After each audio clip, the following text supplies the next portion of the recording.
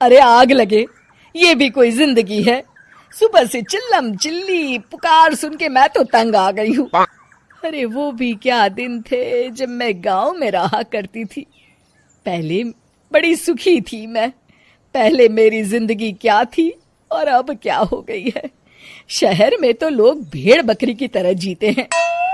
जीने का असली मजा तो गांव में है। क्यों, क्या हुआ माँ जी? आज गांव की बहुत याद आ रही है आपको? अरे हाँ बहू, शहर का जीना भी कोई जीना है। लोगों की आधी जिंदगी तो सड़कों के ट्रैफिक में निकल जाती है और यहाँ रखा ही क्या है। एक बात कहूँ, दिल्ली शहर अब पहले जैसा नहीं रहा। क्या माँ, जब देखो गांव के गुणगान गाती रहती हो। ठीक है, इस बार ना बच्चों के कॉलेज की छुट्टियों में हम सब गांव चलेंगे, ठीक है? हाँ, ये ठीक है। फिर कुछ दिनों के बाद सारा परिवार अपने गांव चला जाता है। अरे वाह, कितनी ताजी और साफ हवा है, कितनी शांति है यहाँ। चल बहू, अब बढ़िया सा खाना बना दे, मजे से आंगन में बैठ के खाएंगे। सुशीला गांव का माहौल देख बड़ी खुश होती है। 2 दिन के बाद गांव की कुछ औरतें सुशीला के घर आती हैं। बड़े दिनों के बाद गांव आई है सुशीला। हमें तो लगा कि तू शहर जाके गांव को भूल गई। और बतिया, तेरी बहू कैसी है? जरा मिलवा तो उससे। अरे मेरी बहू तो लाखों में एक है।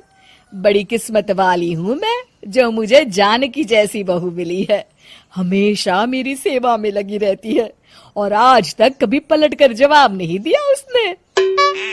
सुशीला की बातें सुनकर सभी औरतें हंसने लगती है।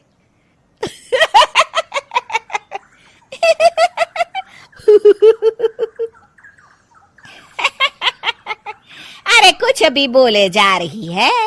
तबीयत तो ठीक है? तेरी बहू चांद से आई है क्या? क्यों बहनों, दुनिया की कोई भी बहू अच्छी होती है क्या? सब औरतें ममता की हाँ में हाँ मिलाती हैं। अरे मैं तो कहती हूँ दुनिया की हर बहू सास का खून चूसने वाली डायन होती है, डायन। मैं तो एक बिल में 1000 सांप के साथ रह सकती हूँ, लेकिन अपनी बहू के साथ नहीं रह सकती। हाँ, तूने सही कहा। मेरी बहू तो तेरी बहू से भी 2 कदम आगे है।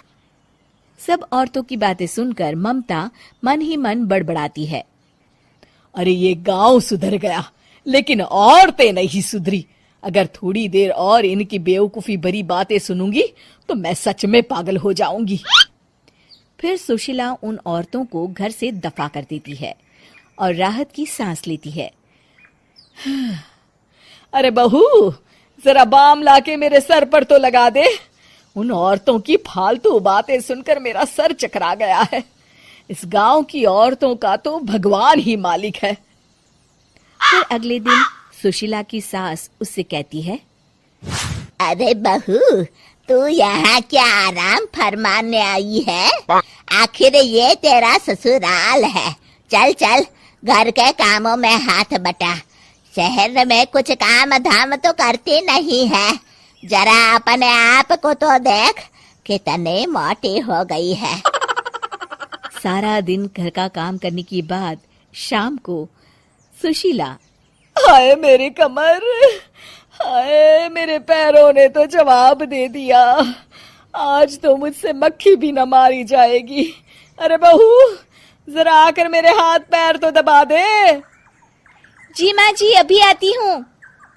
तभी सुशीला की सास जानकी को रोकते हुए कहती है, अरे रुक जा बहू, एक दिन काम करके इसको इसकी नानी याद आ गई।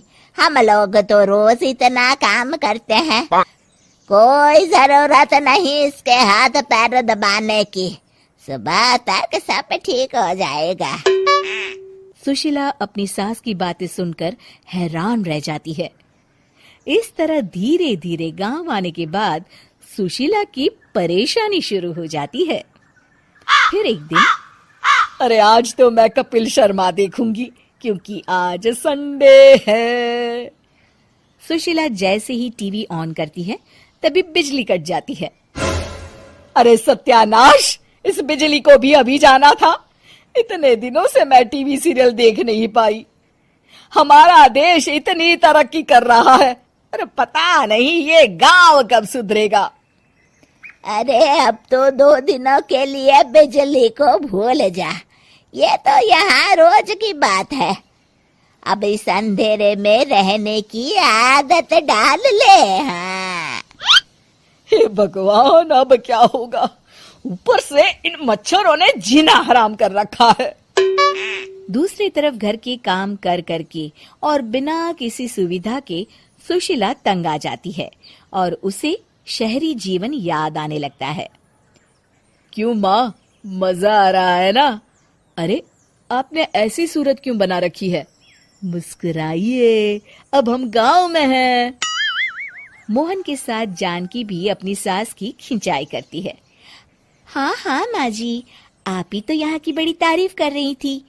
फिर अभी तो कुछ ही दिन बीते हैं, वैसे भी अब तो आप यहीं रहने वाली है ना? अरे नहीं नहीं बहू, मैं एक दिन और यहाँ रुकी तो मर जाऊंगी। मुझे शहर ले चलो। क्या दिन थे, कितनी सुखी थी मैं वहां। ठीक है माँ, हम कल ही वापस शहर चले जाएंगे। इस तरह सुशीला शहर आ जाती है और फिर कभी दोबारा गांव जाने की जिद नहीं करती।